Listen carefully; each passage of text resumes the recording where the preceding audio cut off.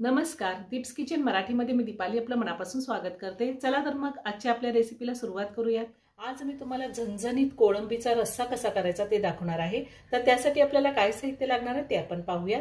कोळंबीचा रस्सा करण्यासाठी मी इथे 750 ग्रॅम कोळंबी घेतली होती। कोळंबी स्वच्छ धुवून घेतलेली आहे, सोलून स्वच्छ धुवून घेतली आणि सोलल्यानंतर ती 400 ग्रॅम भरलेली आहे। अर्धी वाटी वाळलेलं खोबरं मी किसून घेतलेलं आहे आणि त्यानंतर ते तव्यावरती भाजून घेतले आणि एक मोठा कांदा उभे काप देऊन कट करून घेतलाय आणि 1 चमचा तेल घालून तो परतून घेतलेला आहे। एक मोठा टोमॅटो कट करून घेतलाय, 12 ते 15 लसणाच्या पाकळ्या घेतल्यात, अर्धा इंच आलं, 2 हिरव्या मिरच्या घेतल्यात, मुठभर कोथिंबीर घेतलेली आहे, अर्धा चमचा जिरे, पाव चमचा हळद, 1 चमचा काश्मीरी लाल मिरची पावडर ही कलरसाठी घेतली, 2 चमचा मालवणी मसाला घेतलेला आहे, माझ्याकडे होता, तुमच्याकडे जर नसेल तर तुम्ही जो घरात मसाला वापरता तो वापरला तरीही चालेल, आणि 4 कोकम घेतलेले आहेत आणि आपल्याला तेल लागणार आहे। सगळ्यात आधी आपण खोबरं, कांदा, टोमॅटो, आलं, लसूण, हिरवी मिरची, जिरे आणि कोथिंबीर याचं वाटण तयार करून घेऊया। मी मिक्सरचं भांडं घेतलंय, त्यामध्ये खोबरं घेते। खोबरं मी आधीच भाजून घेतलेलं आहे, कांदाही भाजून घेतलेला आहे। एक मोठा कांदा घेतला होता, त्यातच आपल्याला कोथिंबीर घालायची। कोथिंबीर मी मुठभर घेतलेली आहे, हिरवी मिरची घालायची आहे,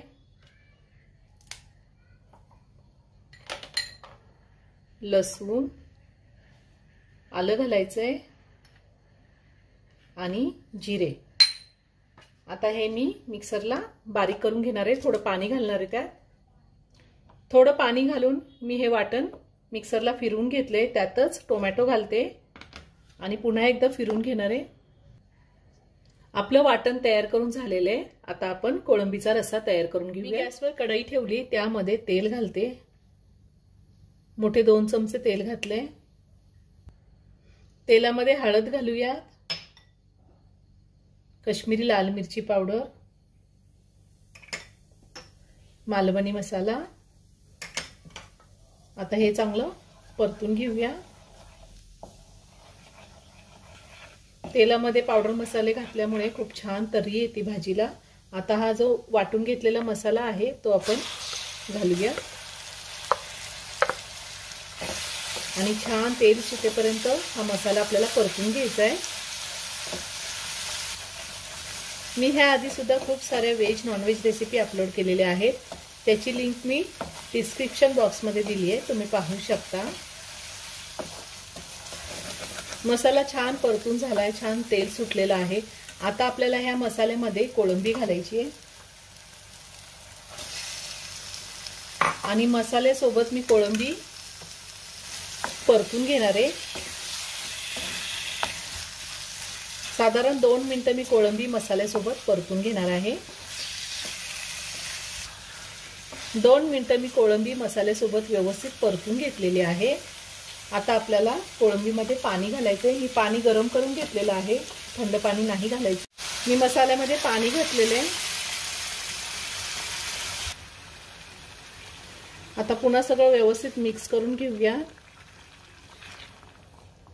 आपल्याला भाजी किती पातळ किंवा घट्ट हवी आहे त्या अंदाजे आपण पाणी घालू शकतो। मी साधारण 1 तांब्या पाणी घातलेलं आहे। आता चवीनुसार मीठ घालूया, कोकम घालायचे,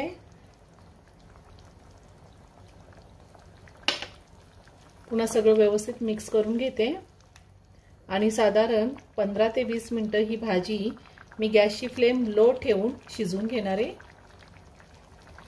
15 ते 20 मिनिटं झालेली आहे। मी झाकण ठेवून कोळंबी शिजवून घेतलेली आहे। आता वरतून थोडी कोथिंबीर घालते, खूप छान तर्री आली भाजीला।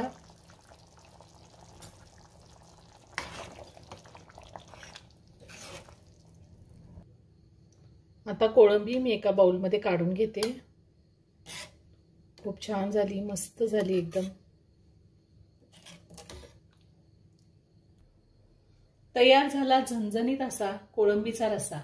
एकदा नक्की करून पहा, खूप खूप खूप छान होतो। आपण तांदळाच्या भाकरीसोबत, भातासोबत किंवा ज्वारी बाजरीची भाकरी जरी खाल्ली ह्यासोबत तरीही छान लागतो। तुम्ही नक्की करून पहा आणि व्हिडिओ जर आवडला असेल तर व्हिडिओला लाईक आणि शेअर करायला विसरू नका। रेसिपी आवडली असेल तर कमेंट करून नक्की कळवा। पुन्हा भेटूया अशाच एका छानशा साध्या आणि सोप्या रेसिपी बरोबर। धन्यवाद।